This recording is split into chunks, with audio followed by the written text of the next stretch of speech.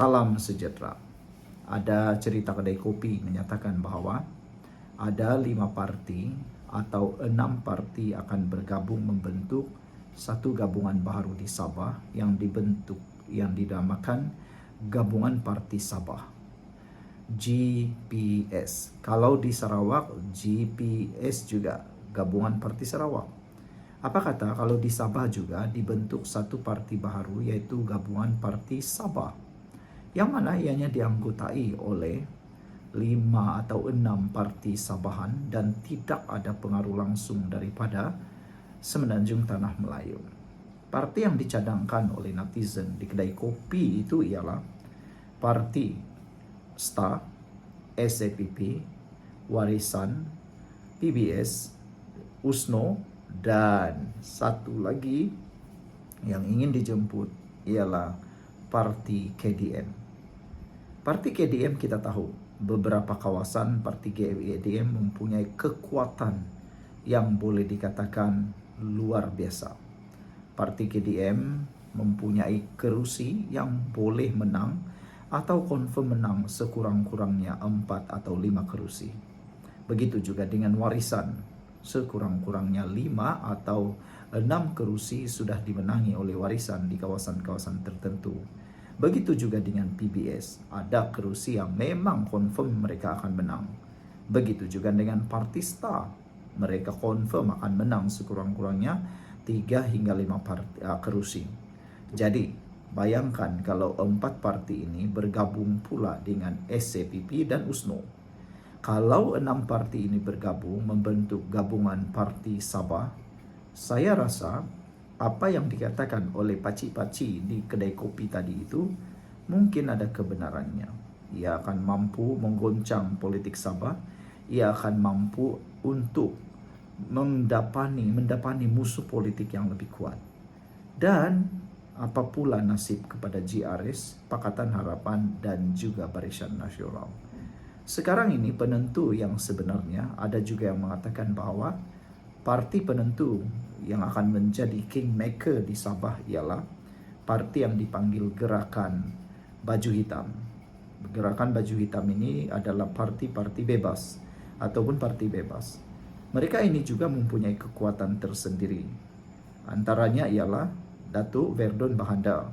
Antaranya juga beberapa lagi yang lain yang turut membawa Gerakan Hitam. Jadi, mereka tidak akan bergabung dengan mana-mana parti. Gerakan Baju Hitam ini tidak. Tapi mereka akan sokong mana yang akan menang nanti dan pastinya mereka akan jadi kingmaker.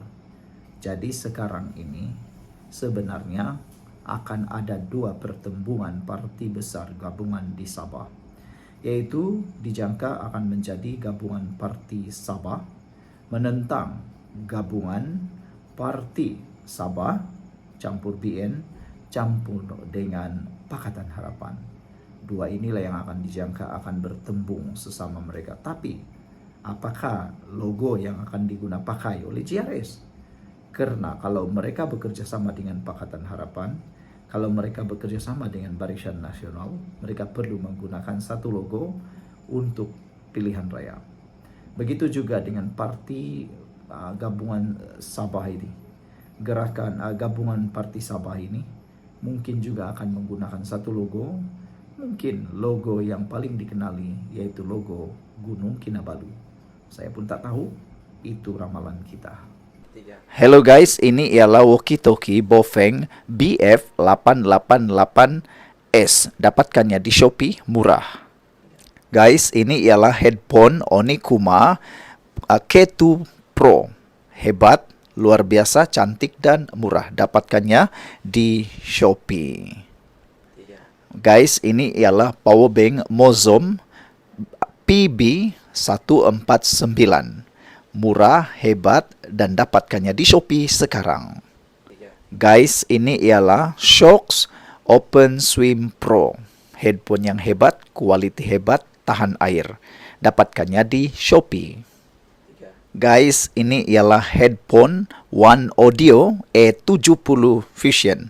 Dapatkannya di Shopee, murah sekarang. Salam sejahtera, terima kasih karena bersama dengan saya di Nazilin Unity Channel. Hari ini kita dikejutkan dengan satu dapatan dan satu keputusan berkait dengan video panas yang membabitkan Azmin Ali yang telah didedahkan oleh Wan Saiful Wan Jan. Kata beliau, dia sudah dapat maklumat kononnya video itu tulen. Akhirnya, apa yang berlaku? Adakah Wan Saiful Wan Jan sedia kalaulah benda ini diteruskan akan menyebabkan saman malu atau saman fitnah terhadap beliau sendiri? Kita belum lagi tengok insiden di dalam satu-satu parti yang mana ahli atau rakan sejawat, rakan separti, saman rakan separti. Mungkin inilah kali pertama kita akan lihat rakan serpati akan menyaman rakan sepati. Adakah itu akan berlaku? Entahlah, kamu akan tengok dalam insiden akan datang. Kes video Azmin sudah ditutup. Wan Saiful kini berdepan kes di mahkamah.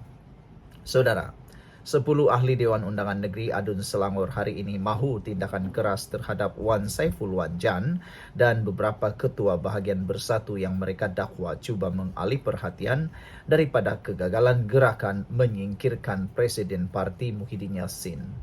Keretakan dalam Parti Bersatu sudah tidak dapat lagi dibendung, tidak dapat lagi disembunyikan. Amat diketahui dan makin jelas bahawa memang wujud gerakan dalaman pecah memecah. Adakah Parti Bersatu mampu bertahan sehingga PRU akan datang?